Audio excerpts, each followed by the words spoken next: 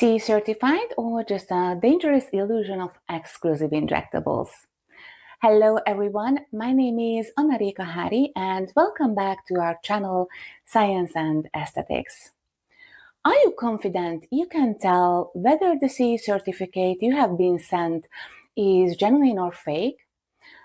In my opinion, sometimes receiving a document we have no prior experience with can be convincing enough to make us feel safe even when we shouldn't. I recently received a fake CE certificate myself, and believe me, recognizing it for what it was is not as easy as it sounds. And why does this topic even matter? Because I often see doctors posting about their trips to South Korea or other third countries, proudly announcing they will directly bring home something new that no one else has. Well, I understand the appeal. Offering exclusive treatments that aren't available in every clinic sounds very exciting, but here's the truth. Commerce, just like medicine, is a profession of its own. It is really not simply about buying something somewhere and reselling it at a huge margin.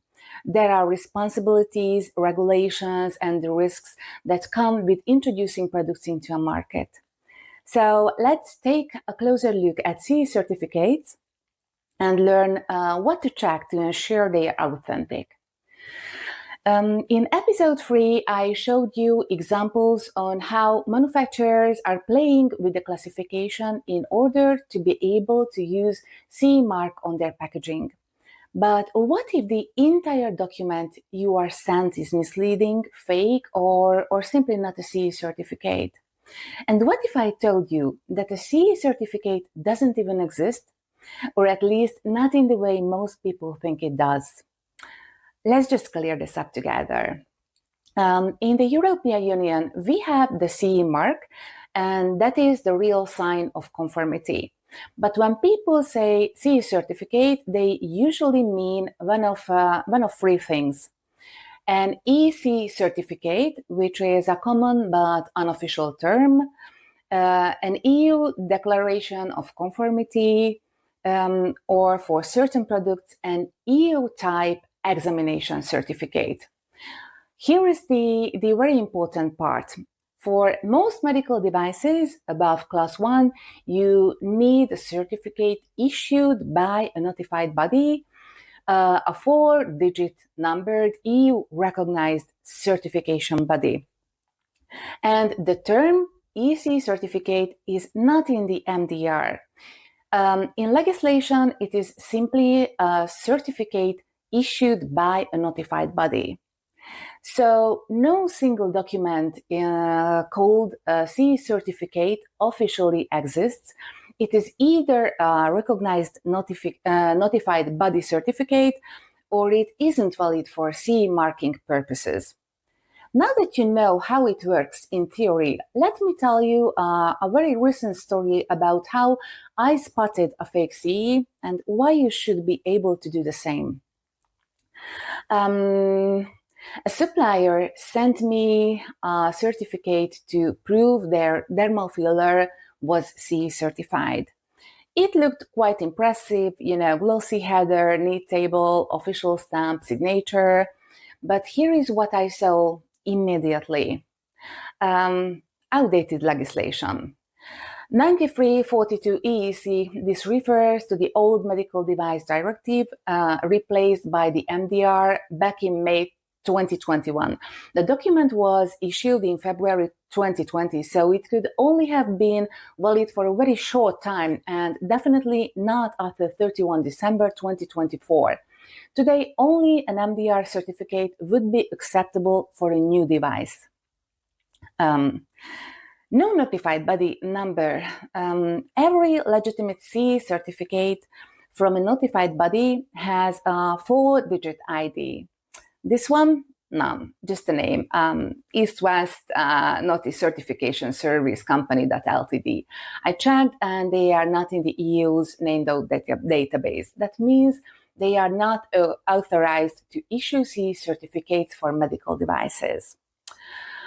Misleading title, easy certification of conformity.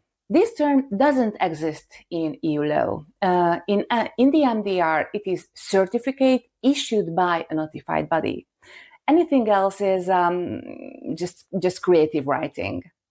The manufacturer, East West Medical Technology Company Ltd.